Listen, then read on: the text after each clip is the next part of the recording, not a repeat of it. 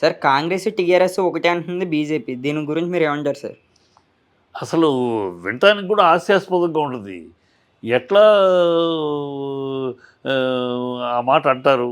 వాళ్ళేమో ఒకళ్ళేమో కాంగ్రెసు బీఆర్ఎస్ ఒకటంటారు. ఇంకొకళ్ళేమో బీజేపీ, బీఆర్ఎస్ ఒకటంటారు. నోటికొచ్చింది ఏదో మాట్లాడటంతో ఎట్లా ఒకటవుద్ది? దేని ఇండివిజువల్ ఇంకా మాట్లాడాలంటే బీజేపీను కాంగ్రెస్ ఒకటే అని చెప్పాలి. ఎందుకంటే బీజేపీ కాంగ్రెస్ గెలవటానికి కూడా బీజేపీ కారణమైంది.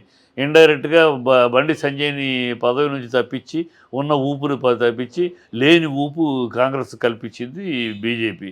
సో బీజేపీ కాంగ్రెస్ కుమ్మక్కై రీజనల్ పార్టీలు ఉండకూడదు, రీజనల్ పార్టీలు నాశనం చేసేయాలి అని దేశవ్యాప్తంగా ఈ జాతీయ పార్టీలు పండుతున్న కుట్రది. జాతీయ పార్టీలు అన్నీ బీజేపీ చేస్తున్నదే ప్రతి చోట రీజనల్ పార్టీ నాశనం చేయటం. రీజనల్ పార్టీలే ఉండకూడదు, నేషనల్ పార్టీలు తప్పితే వాళ్ళిద్దరు తప్పితే బీజేపీ కాంగ్రెస్ తప్పితే ఇంకొకటి ఉండకూడదని వాళ్ళు పన్నాకం పన్నుతున్నారు. ఆ ఉద్దేశంలో వాళ్ళిద్దరూ ఒకటి, బీజేపీను కాంగ్రెస్ ఒకటేని మేము అంటాం. ఇది ఎట్లా ఉందంటే ఒక అర్థం పర్థం లేకుండా ఏదో నోటికొచ్చింది. ఎట్లా పొంతన ఉండాలి కదా. ఏనాడైనా బీఆర్ఎస్ కాంగ్రెస్ తోటి కలిసి పోటీ చేసిందా? ఎక్కడైనా ఏ ఉప ఎన్నికల్లో కానీ దీంట్లో కానీ బీఆర్ఎస్ పోటీ చేసిందా? లేదు కదా. ఎలా మాట్లాడతారు? ఇవన్నీ బీజేపీ టీఆర్ఎస్ మొదటి నుంచి విరోధంగానే ఉన్నాయి. మేమిద్దరం బీఆర్ఎస్ బీజేపీ ఒకటి అవడానికి అర్థం లేదు, బీఆర్ఎస్ కాంగ్రెస్ ఒకటి అనడానికి అర్థం లేదు. ఎక్కడా లాజిక్ లేదు, పొంతన లేదు, మాట్లాడటంలో వివక్ష లేదు, విచక్షణ లేదు. రోజు నోటికొచ్చింది ఏదో మాట్లాడటం తప్పితే, బుద్ధి లేని మాటలు తప్పితే ఇంకోటి కాదు. ఏ రకంగా బీజేపీ బీఆర్ఎస్ ఒకటి అవుద్ది, లేదు బీఆర్ఎస్ కాంగ్రెస్ ఒకటి అవుద్ది. పిచ్చి మేము చెప్పాలంటే బీజేపీ కాంగ్రెస్ ఒకటి ఖచ్చితంగా. వాళ్ళిద్దరూ కుమ్మక్కయ్యి వాళ్ళకి మా నేషనల్ పార్టీలో అధికారంలో నువ్వు నేను, అంతేకాని రీజనల్ పార్టీలు రాకూడదని తొక్కడానికి బండి సంజయ్ మంచి ఊపులో ఉండగా పార్టీ బండి సంజయ్ని దింపేసేసి కాంగ్రెస్కి అప్పచెప్పారు. మరి దానికి ఏమంటారు? కనుక ఎంత సొల్లు మాటలు, గాలి మాటలు. సార్ కేసీఆర్ గారిని బారు పెట్టుకోమంటున్న బండి సంజయ్ గారి వ్యాఖ్యలు దీని గురించి మీరేమంటారు సార్?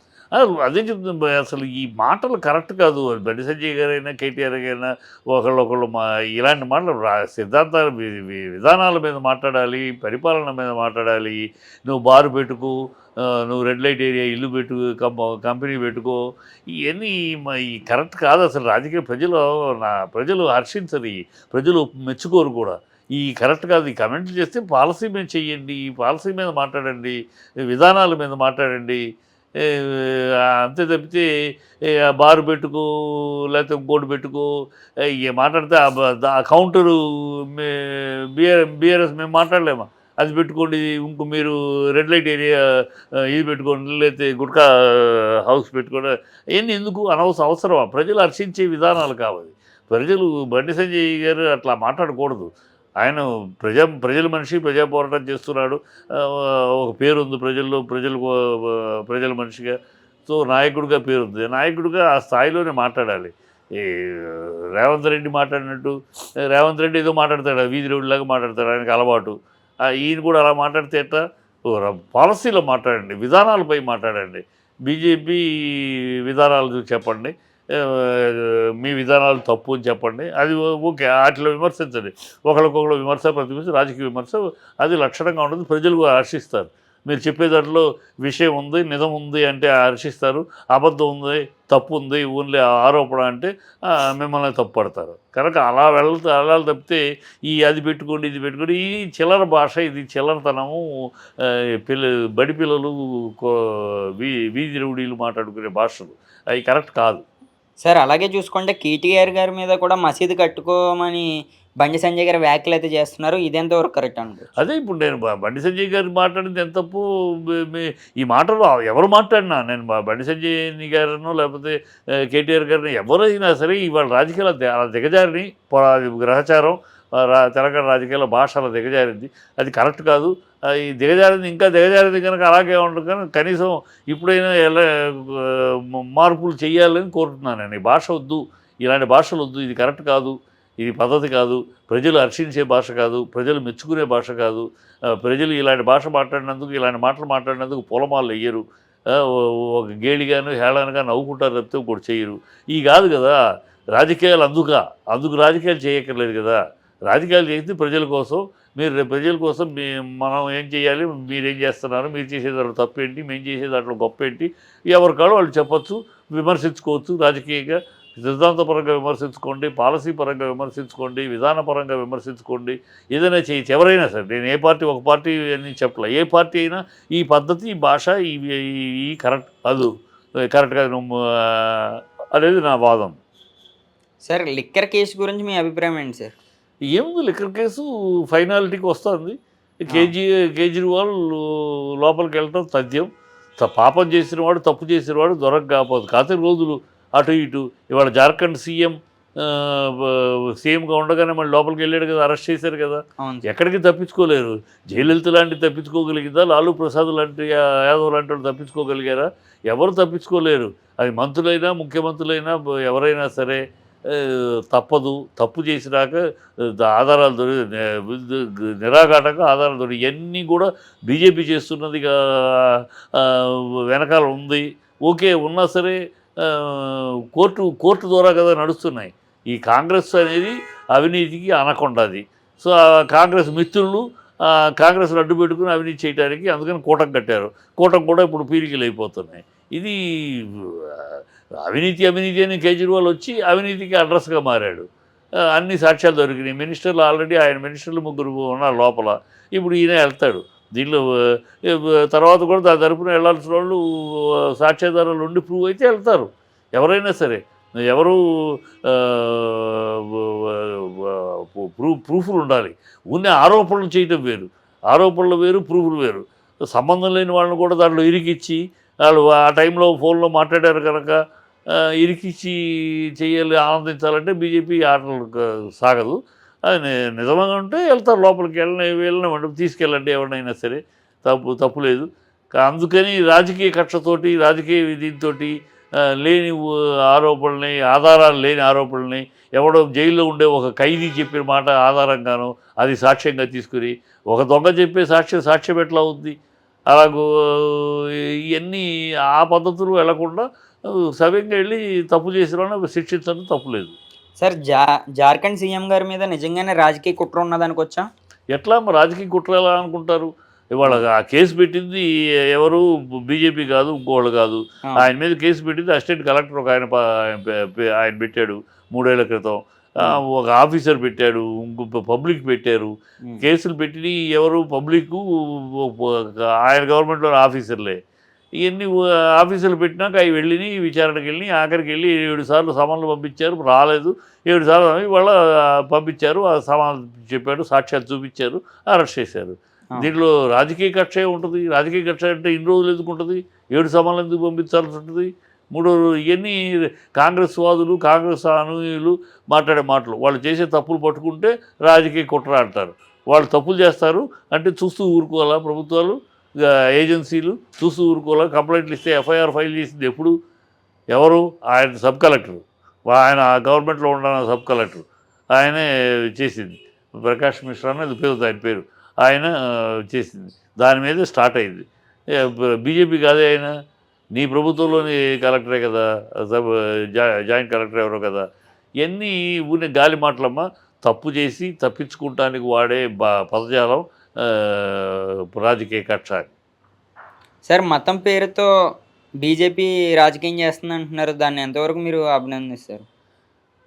అది వాస్తవమే. మతం పేరు మీద రాజకీయం చేస్తున్నారంటే